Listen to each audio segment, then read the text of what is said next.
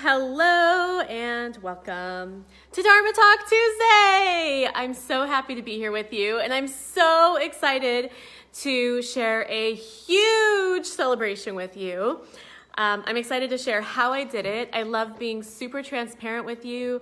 I love being really open and honest and real and vulnerable and authentic with you. And so today's no different. I like to share the wins and the things that don't work. I share all of it with you.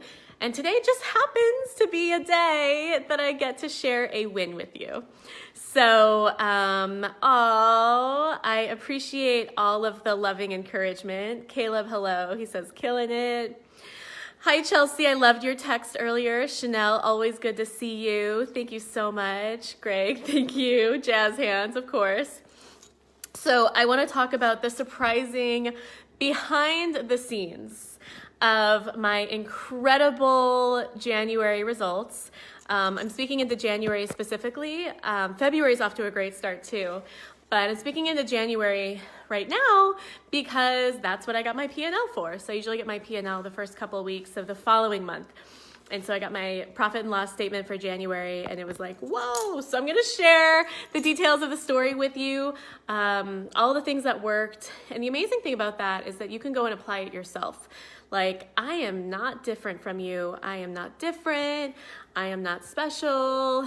I am really just a average girl from the Midwest who had a dream, who is committed out of her mind to her vision, and that's it. So if you are that man, woman, whatever age, if you have that commitment, and if you have that vision, and if you have a dream, then this is doable, possible, completely available to you too. So if you know someone who needs some inspiration today, if you know someone who you want to share the gift of abundance and prosperity and manifesting, and you know that this will be a benefit to them today, go ahead and share this Dharma Talk Tuesday before we get started. So you can share it by hitting the share button, and you can also share it by tagging their name in the comment section. So either one works, and they will thank you after. So let's jump in. The surprising behind the scenes of my $80,000 revenue month. Oh my God. $80,000. And over $50,000 cash month. So here's what happened. In October of last year, I thought it'd be really fun. I just sort of locked in and locked on at that time to an $80,000 declaration for no reason other than the fact that I tithe on my income, and I thought it'd be really fulfilling to give $8,000, because tithing is bringing 10% of your income to someone or something that you are spiritually fed by. And so I was really inspired by that. I was more driven by the giving than by the receiving of the money, although obviously receiving a big sum of money is very awesome. And so I was really connected to it. I was seeing the person and the organization, I saw it in my mind's eye every single day. I felt it in my heart. I was really emotionally connected. I was cultivating the emotions of the fulfillment of that vision. And October is when I got that vision. October turned out, it was a great month. It was not an $80,000 month. It was a $35,000 month, which was still one of my best months that year. $35,000 cash month. I don't know what my sales revenue was that month. But it was a great month, and it was not $80,000. But I kept at it, and I was like, no, this is my vision. I'm committed. It was sort of given to me. Have you ever been given a vision by the universe? Have you ever been given an insight from God, and it doesn't make any sense, but you're like, I know this is for me. I know it's true. I know it's wisdom that is good, and it's encouraging and uplifting, and it's real, and it's not a trick. Do you know how sometimes you have an inner dialogue of is this real? Is this, well, it felt really real. And I was like, no, this is it. So I stayed committed to it. Okay, so then November came and went. November was a great month too. December came and went. December was a great month too. I checked my P&Ls rigorously, all of that. So I get my P&L from my accountant as I'm sitting at dinner on Friday night. And we were finishing up dinner. You know, Matt was going to the bathroom. I was with my friend, my amazing friend Leslie, and you know, we were just kind of like, just checking up on a few things. I looked at my phone. I had a text from my accountant saying she finished my P&L for 2019, which of course represents just January. I went and I opened it and I checked it, and I was momentarily speechless. Like, is this my P&L? like totally shocked. And what it said was that I had generated, sure enough, $80,000 in contracted revenue and over $50,000. In fact, I have the exact number here. $50,247.33 cash, which is, I mean, the most up until that point I had generated in cash a month was a little over $35,000. So I had never even done $40,000 at that point, and here I am at over $50,000, and like cash, and I was like, how did this happen? Because here's the deal, and here's what one point I really want to say. I was literally not even in the office for half the month. I was in service, in leadership, in hardcore leadership. I'm captaining HCL 6 for half the month, which I was happy and blessed to do. And I literally worked for 2 weeks in January and generated these results. So I want to share with you the behind the scenes of all of it, how I did that, how I was away from my business, totally not focused on it at all. Like, if you're on my email list, you probably know I sent out 5-ish, give or take, emails over the course of January, which it's not normal to generate those kinds of results from only sending out 5 emails in a month. Like, that's not a normal correlation. So how did it happen? How did that happen? I want to break that down for you in this Dharma Talk Tuesday. Hearts and likes if that's exciting. And I want to speak into a powerful point that you've heard me talk about before, that I have my notes here, that's why I keep looking down, that I'm going to go into again today, because it's just too important not to. It's probably the most important thing that I can offer you that will create whatever results you're wanting, whether it's a business result, whether it's a relationship result. Another thing I was committed to, as a side note, is an epic and passionate and incredible relationship with Matt. And it's so cool that not only am I in service and giving at a really high level, not only am I experiencing a high level of business success, but my relationship is also off the charts. Like, so connected, so passionate, so supportive. I literally can't ask for more. I'm happier than I've ever been in relationship.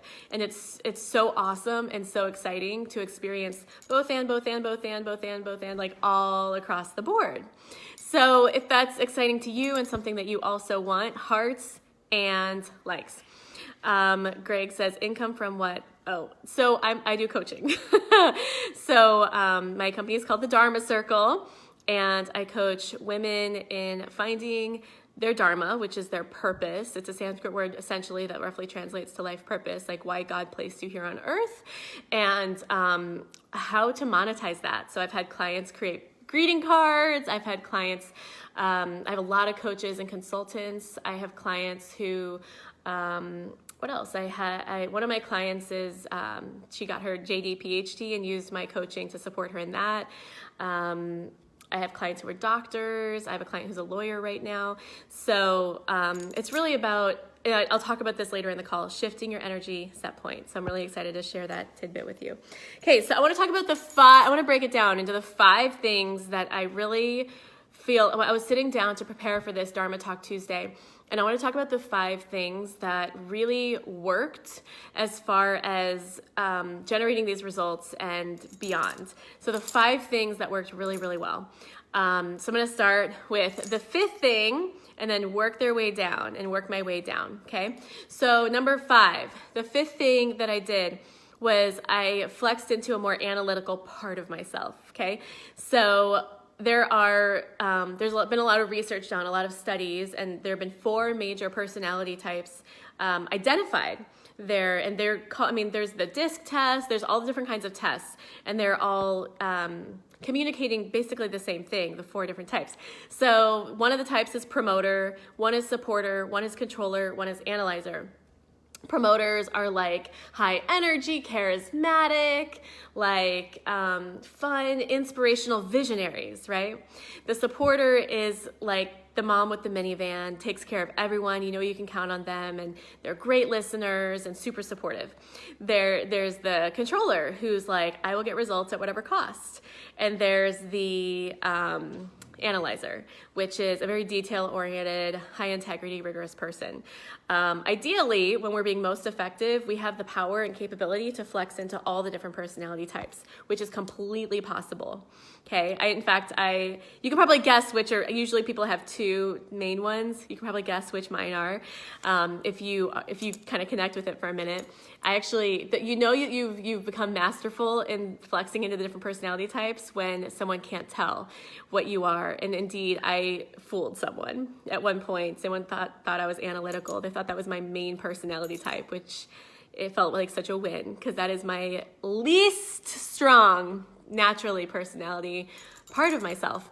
So one of the things that worked, one of the top 5 things that worked that I attribute my results to was really flexing into my analyzer, becoming very data-driven, becoming very connected to just basically, this sounds so boring, but like the tasks that were in my head that I knew I needed to get done, that I resisted and that were like hovering in my mental, do you ever say like, I'm gonna make a mental note of that? So they were like hovering in my mental note space, and they either wouldn't get done or they wouldn't get done on time.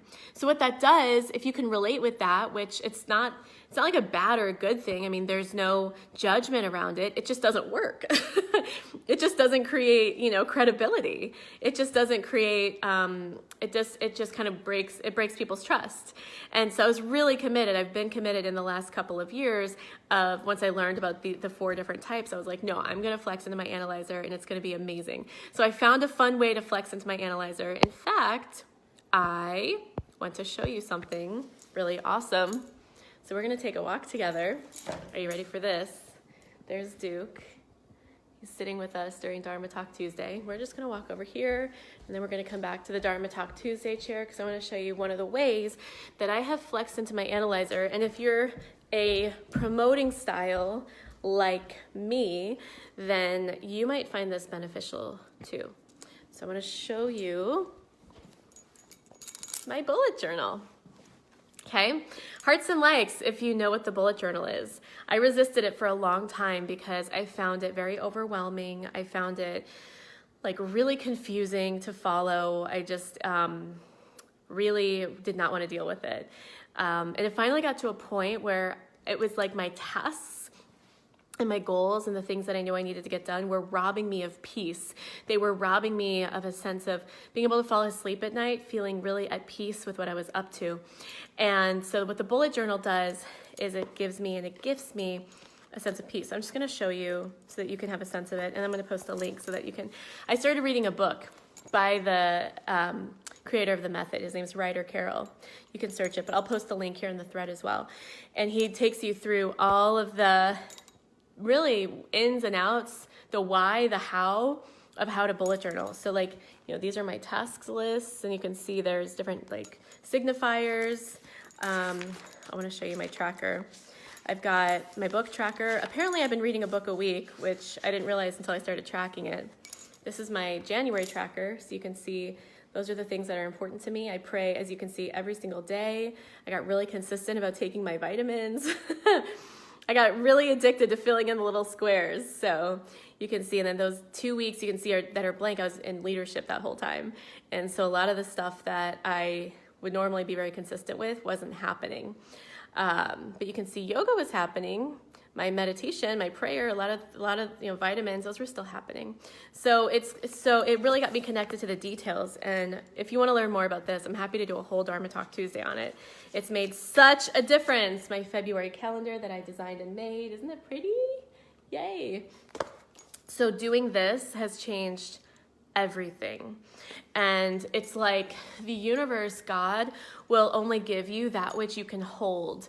And that can like go both ways. It's like, so if things are really like stressful in your life, it's not going to get more stressful because he won't give you more than you can handle, and you won't get more than you can handle. So if you find yourself limited by overwhelm, if you find yourself overwhelmed, if you find yourself like you don't have time for things, if you find that you are limited in resources, like God will literally not give you more than you can handle. So what the bullet journal did for me was it helped me like open up and have spaciousness so I could handle more. So God trusted me to be a better steward of resources, of wealth, of money. It literally, I mean, it opened my capacity up so much. So I really recommend it. Again, I will post the links both for the book as well as for like where to get this journal, because it's gold and it's pretty. Promoter life, if you want to grab it. So I'll post those links in the thread. Okay, so let me get my notebook again. Okay. So that was number 5. We're going to work our way down to 4. Number 4 is prayer every day. So as you just saw in my bullet journal, I pray every day. That was the one thing throughout all the ups and downs and all the busyness of life that I do, that I'm committed to, no matter what. And I pray with one of my best friends, Leslie. She's like my spiritual warrior sister. And we make time every day. And to be honest with you, there have been days where we did not make time, and I definitely noticed the difference. So that was this month. It was so ironic because she was here visiting, and those were the days that we didn't make it happen. And so I would pray myself. You know, I always pray every day, even if it's not with her. But there's something, it actually says in the Bible, and it uses the analogy of 2 horses. So if a horse, I don't know the specific number, but it's like if one horse is pulling a carriage by itself, it can pull like, 2,000 pounds. And then if 2 horses are pulling together, they can pull 7,500 pounds or something like that. And so it's like, it's more than the sum of its parts. It's more than the sum of its parts. So when 2 people come together, it actually creates a higher level of power than if you pray just by yourself. So even if we only have 5 minutes, this morning, Tuesdays are always my busiest days because I work with my Maya group clients, my Dharma Academy group clients. I have my team meeting. It's just, I usually have one-on-one calls. It's just always my busiest day. And then I prepare for Dharma Talk Tuesday. Tonight I have another call after this. So it's always, but then the rest of my days are a little bit more free. So Tuesdays are always my busiest day. And when I was making my coffee this morning, I called her, and it was only, a few minutes, but we made time. We always make time. So step number 4 is making sure you're praying every day.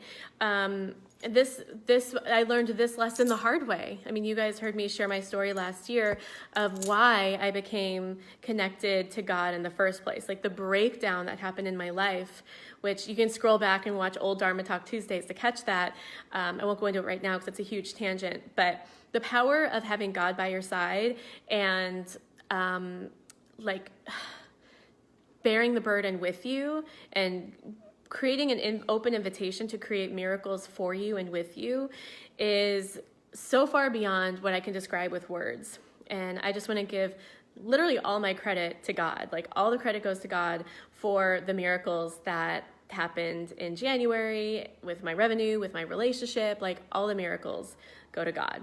So if you are not making time to connect with God every day and ask for help, be humble, be in humility, ask for help, be clear about what you want, be specific. I have a coaching client, one of my Maya clients, we were talking about this, and she was like, one of the things that was missing for me was I wasn't asking specifically for specific help. I was just like, I'm open to receiving, and I wasn't asking for specific. So she was receiving, but receiving random things. And she realized she needed to get really clear in her intention. That was a huge aha moment for her. So maybe that's true for you too. And so maybe you need to get clear within yourself. For example, I was meditating this morning, and I had this random vision of a house like a dream house with this beautiful grand staircase and this massive tree inside the house, like growing out at like these huge roots, like Avatar style roots, and then this tree growing up in the middle of this like grand house. And my first thought was, oh, I can't receive that. Like that doesn't make sense. And then I shifted it and I was like, no, like this is obviously something beautiful. And whether it's for me or not, in terms of like, whether it's like a random thing that my brain is giving me or something that I'm meant to really focus on, I get to be open to receiving nice houses. I get to be open to receiving. And this is going to tie into point number 1, which I'll get to in a little bit. So like when you find yourself dreaming and when you find yourself in that open space, let yourself go there and don't shut yourself down. Allow yourself to hone in on something beautiful and powerful and be open to receiving it with open arms. Like the specific thing, not just I'm open to receiving, but like the specific thing. For example, when I locked into $80,000, can you imagine if I had said to God, nope, not for me. Like that's for another Dharma queen. Someone else will receive. Like, no, God's like, no, this is for you. Like open yourself to receiving the specific thing. Have the courage and the vulnerability to lock in and lock on to this specific goal that I'm giving you. Powerful, right? Okay, so moving on to 3. Okay, so if you want more of something, you get to give it away. You want more time? Give your time. You want more money? Give your money. This is a huge principle underneath why tithing works. I mean, there's a lot of reasons why tithing works, but that's one of them. I wrote a whole post about it. I did a whole Dharma Talk Tuesday on it, which I can link below. But one of the things I really wanted to highlight here was specifically something that really worked was tithing on gross rather than net. Tithing on gross rather than net. So I didn't like bring the money. I didn't bring the tithe. I didn't give money away after profits. I gave it away before profits. So I happen to have a high level. My margin was quite high in January in addition. And I didn't give the money after the margin. I gave the money before I took the expensive, even before I took the like merchant account fees. You know, I spend thousands of dollars a month in just merchant account fees for my credit card processing company that I use. And I give even before I take away any of those fees. Do you know what I mean? So it's just like the raw number, the just gross. So I really want to land that because when I first started tithing, first of all, it was very scary because I had this fear that I didn't believe that I could go farther on 90% of my income than on 100% of my income. It made no logical sense. It really doesn't make logical sense. It just doesn't. And so the thing about it is it calls you to a new level of faith. And it calls you to a new level of trust. It calls you to a more intimate relationship with God. And so it just does. It calls you to ask for that higher level. So I'll give you an example. At one point later in the year last year, I was called by my university, my alma mater, to donate, as they do. And I usually don't answer, to be honest. But this particular evening, it was an evening time, and I was actually getting ready, I think, for a Dharma Talk Tuesday. And I was called, and a college kid, I'm like, oh, what, you know, I'm like talking to him, like, what year are you? He's like, I'm a sophomore. I'm like, what are you studying? He's like, engineering. And I'm like, man, this kid's so awkward. He could use some support. I'm just going to throw him a bone and give him some money. Even though I've already tithed for the month, I've already given, I'm just going to go over and above and give. And I didn't even give that much. I was like, here's $20. Like it wasn't even, you know. And here's what's so crazy. Here's how it works. I gave $20. The kid was so excited. He was like, what do you do? And I shared with him a little bit about my business and what I'm a stand for.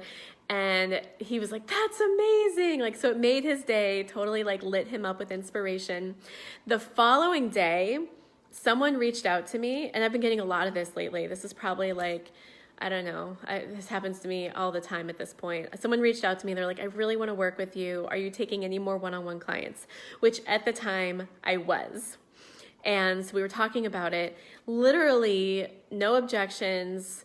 Like, I mean, well, she had a little bit of fear. She had a little bit of an objection, but very coachable. We worked through it and ended up being a $20,000 pay in full investment from her to work with me one-on-one. And she's like rocking it. I mean, she is, I don't want to give too many details away, but let me just say she's like a new woman. Like, she is a new woman to her husband. They have an incredible relationship.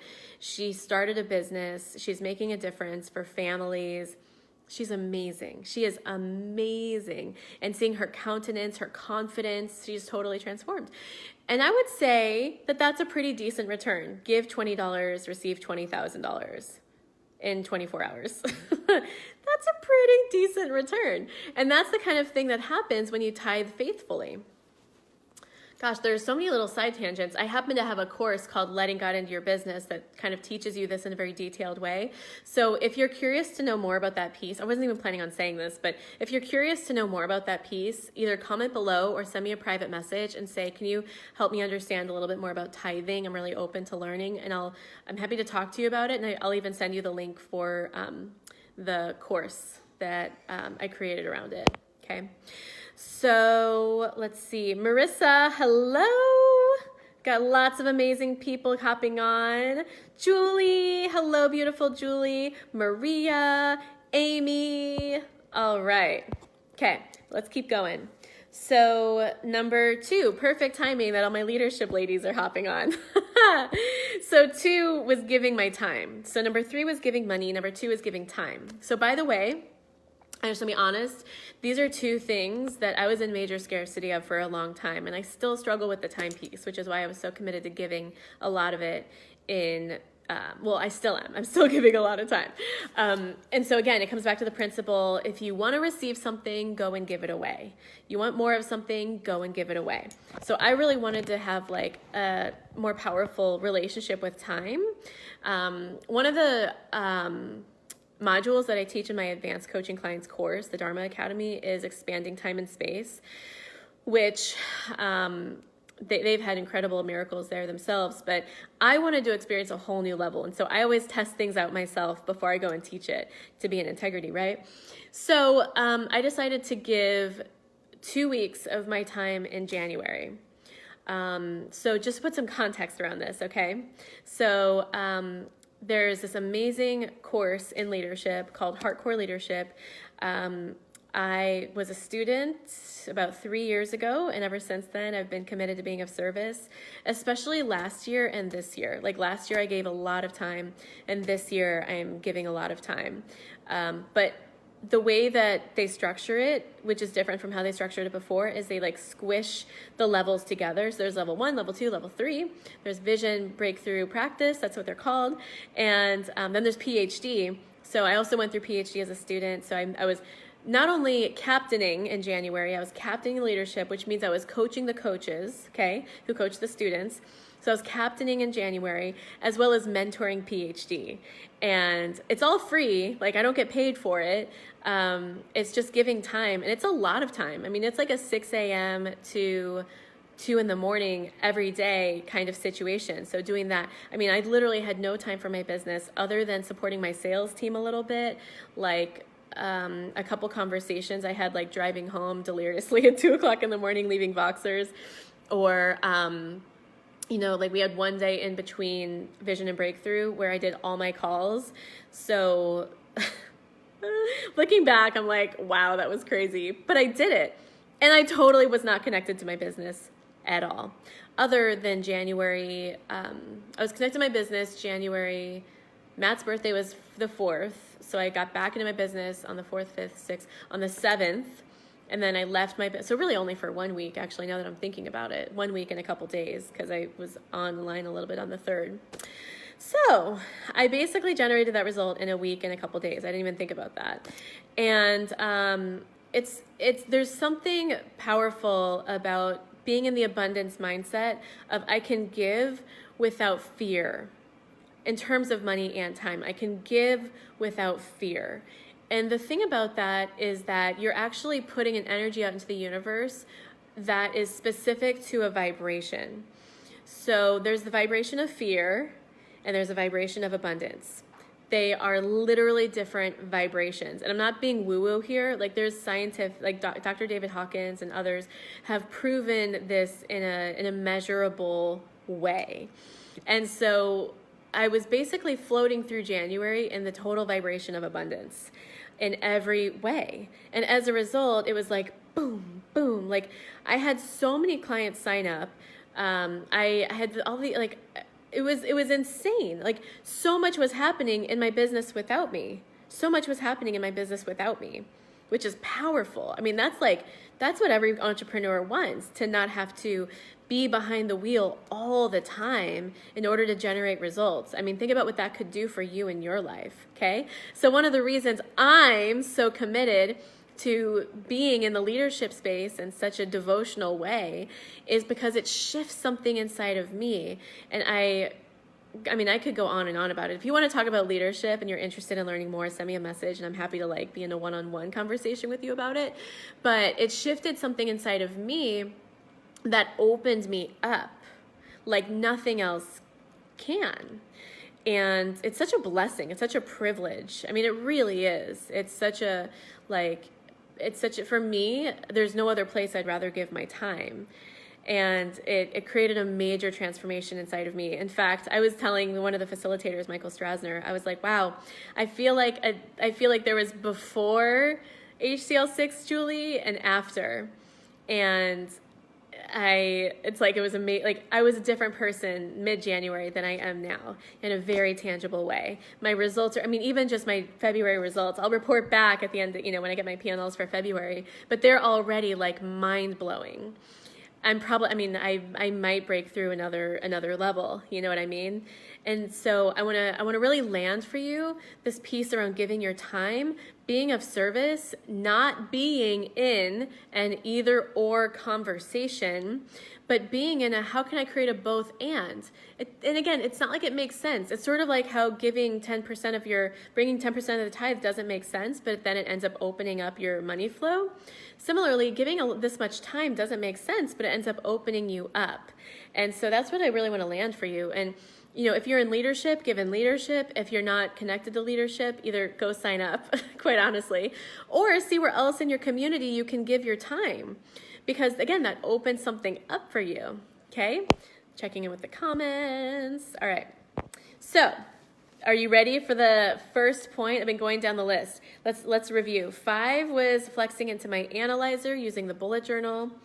4 was praying every day with one of my best friends, Leslie Bauer. 3 was tithing on gross, not net, so giving money, 10% of my gross revenue. 2 was being in service, giving time with leadership. And 1 is, I'm going to call it locking in and locking on. You've heard me say this a few times. So this is about creating an energy set point shift. I have a whole training, a whole Dharma Talk Tuesday about energy set points, so you can scroll back and check that out. But here's how this works. And I have my diagram on the fridge. And I should probably get it so I can show it to you. So we're going to talk about energy set points here. There's a lot of moving around today in Dharma Talk Tuesday, more than usual. So energy set points are the vibration that you're hovering at any given time. And you're actually generating like an energetic field around you that is, it's like a like attracts like paradigm. So you're attracting like experiences based on what you're vibrating at. Here's the chart. I have it on my fridge. This is the diagram that was created by Dr. David Hawkins. At the bottom is the lowest vibration, which is 20, and at the top we have 1,000. The reason why it's a triangle is because it's representative of the manifestation of, think about, okay, so this isn't like a good or a bad thing. I just want to preface that. Like, this is a tangible thing. Like, this is a tangible, I can touch it. That's lower vibration. It's in the physical. And then there's a higher vibration thing. And so that's the top of the triangle. And those are like your thoughts. Your thoughts are the highest vibration in terms of, like, there's radio waves, there's light waves. Those are all vibrations. There's sound waves. That's a vibration.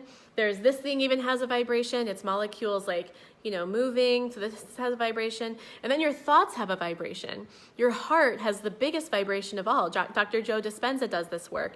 And so he can actually measure the electromagnetic field coming out of your heart. And there are many studies that show that your heart has a more powerful, measurable electromagnetic field than your mind. So your thoughts are very powerful. Your heart is very, very powerful. Your heart emanates an emotion. It's like where your emotions lie.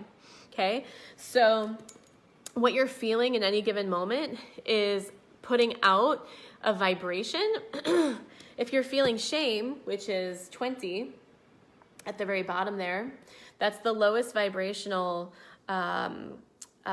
energy that you're putting out. And so there's a certain life circumstance that comes out with the vibration of 20. Guilt is right above shame. So if you're feeling a lot of shame and guilt, even on a subconscious level, I mean, even just talking about it, maybe you can feel it too. It's like, I feel losing my voice as I'm even talking about it. Isn't that crazy? That's not a coincidence. It's like, you feel the vibration lower, there's a heaviness. And so like, if you're constantly in that vibration, you are going to experience survival. I mean, these correspond with the chakras. You're going to experience survival level challenges. That's like root chakras, safety and survival. You're going to experience that. You know, you bump your way up on the vibrational scale, you move your way up. 200 is courage. Right below that is anger. Okay? So right below 200 is actually neutrality. Isn't that interesting that neutrality is on there? Neutrality means you have an awareness. It means you can step away, and it's like, you know how in meditation they say the point of meditation isn't to not think thoughts, it's to watch your thoughts. Neutrality is like you're actually watching your thoughts. And that's very powerful, to be able to have an objective point of view and not be like enrolled in and buy into your thoughts.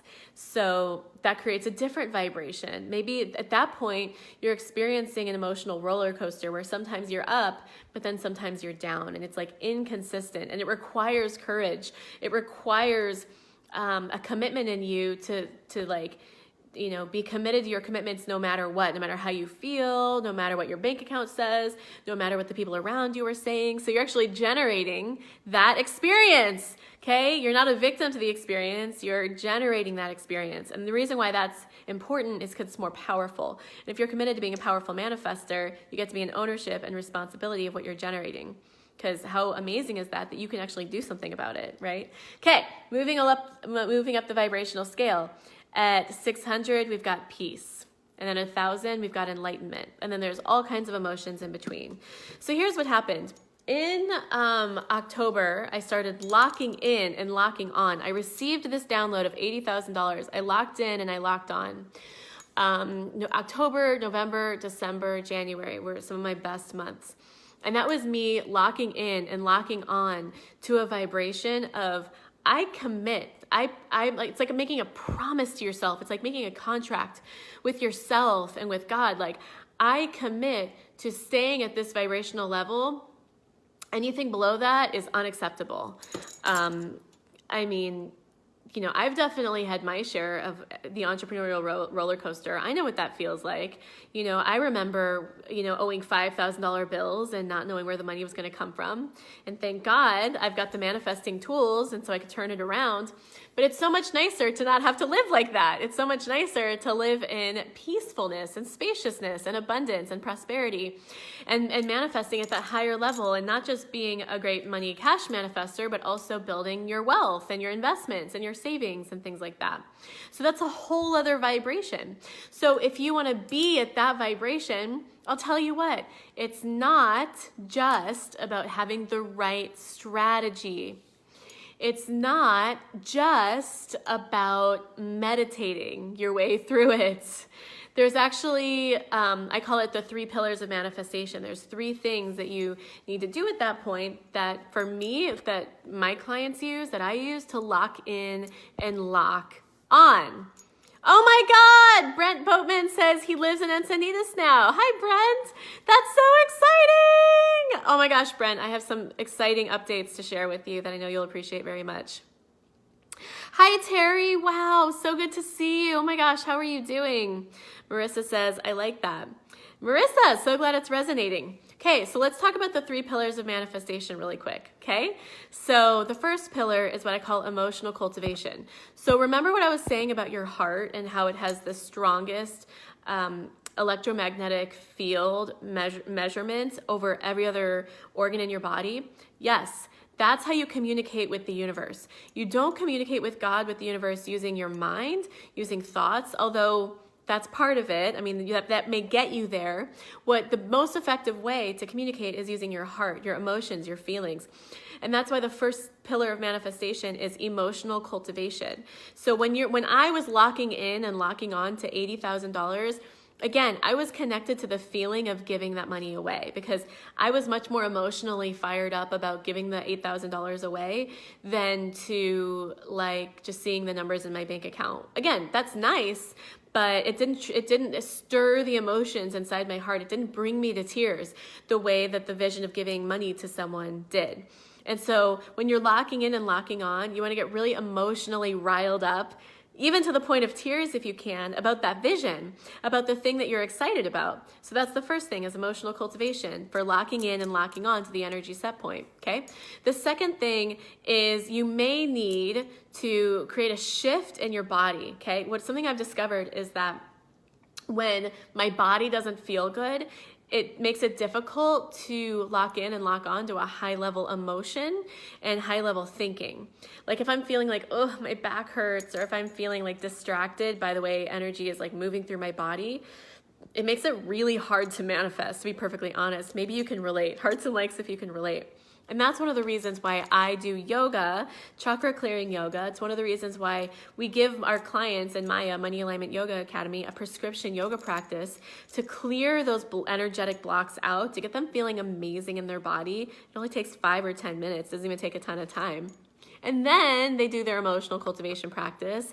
And now they're able to communicate in a clear, like as a clear channel, not like a congested, fogged up channel of like, inconsistent, heart is open, heart is closed, distracted by my to-do list. I mean, that is not a powerful emotional cultivation. It's not. Whereas when you're feeling like peaceful and spacious because your body is feeling peaceful and spacious, which is what happens after you do the yoga practice, the chakra clearing yoga practice, then you're able to manifest so much more powerfully. And that's exactly what my clients experience. It's one of the reasons why, for example, Christy has created $18,000 in a little over a week, 3 of which were pay in full group coaching clients. It's one of the reasons why another of my clients, Sion, was able to renew her first one-on-one client, which it's amazing. Her first client is $1,000 a month. I mean, who does that? It's unbelievable. It's one of the reasons why another one of my clients, Crystal, who is shifting from corporate as an executive assistant into her incredible business vision, is able to stay focused even when she's got a corporate job and feels overwhelmed by it sometimes. And she posted in our Dharma Academy thread the other day, that's my higher level advanced clients, about, she's out in the snow in the Pacific Northwest, walking around, observing the snowflakes, feeling so peaceful, so abundant, so on purpose. And that's what this is all about. Like, that's a vibration she's putting out into the atmosphere that's generating happiness inside of her body, inside of her relationship, and it's attracting exactly what she wants in her business and in her life. That's what it's all about. Imagine just working the strategy and feeling like shit. Like, that's going to cause you to get burnt out and exhausted. And I've seen that, and it doesn't work. So that's not what we're up to here. And that being said, the third and final piece of the 3 pillars of manifestation is strategy. I call it avenues of abundance, and here's why. Because as you can see, I wasn't really working a strategy in January. I was not working a strategy. I was completely disconnected for the majority of the month. I was not working a strategy. However, I was open to the avenues of abundance, which looked like phone calls. So on the days that I wasn't in the training room, I was on phone calls. I was connecting with people who, like I said, I had some people reach out to me and say they wanted to work with me. So I got on the phone, talked to them for 30 minutes, 20 minutes, found out what their goals were, talked about what I could offer.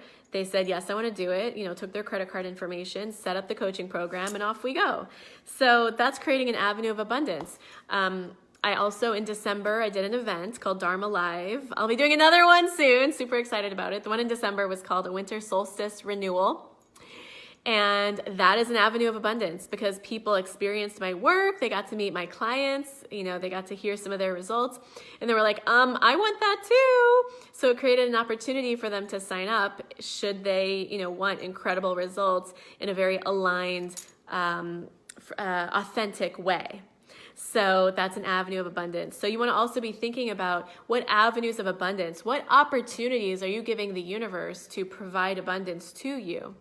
Are you making calls? Are you having conversations with people? Are you posting on your social media? In 2018, I posted on my social media every single day, sometimes multiple times a day.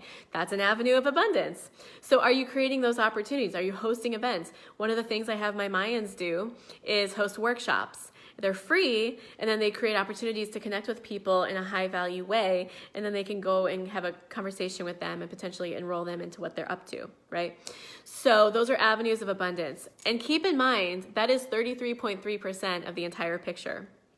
It really does require all three to create a shift in your energy set point. So with that, basically what you need to hear there is that 66.6%, some people even say 100%, but I'm going to say 66.6% of your time and energy is energetic.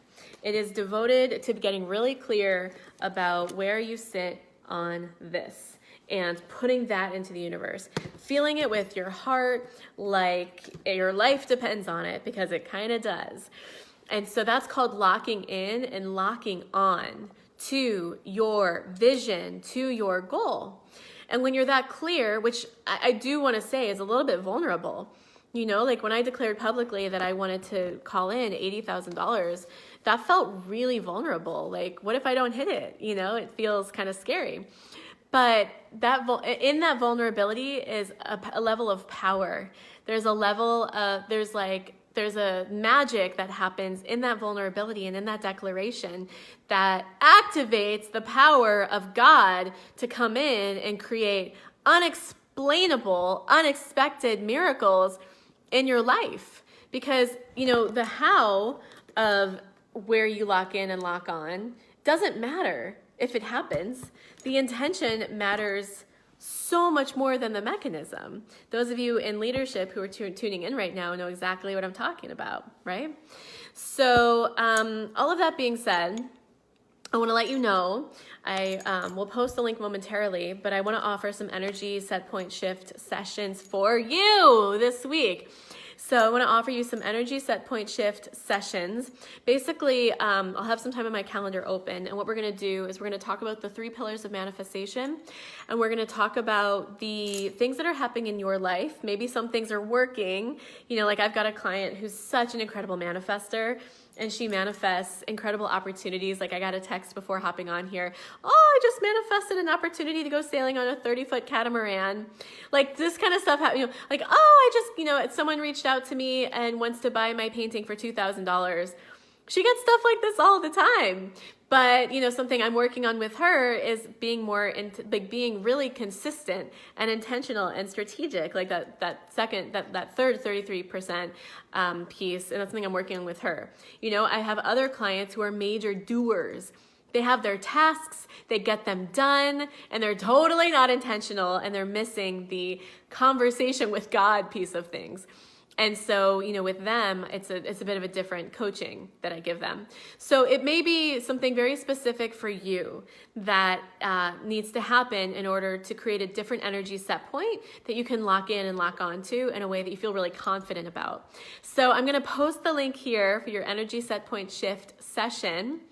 They'll go fast, so I look forward to seeing who books and to supporting you this week, and that is it. So thank you for celebrating with me on today's Dharma Talk Tuesday. I'm so happy to share this win with you, especially those of you who've been following me for a long time and have been on this journey with me. You've been through my ups and downs, and you've really gotten to ride the waves with me. So this is one of those really happy moments, and I'm so appreciative that I get to spend it with you.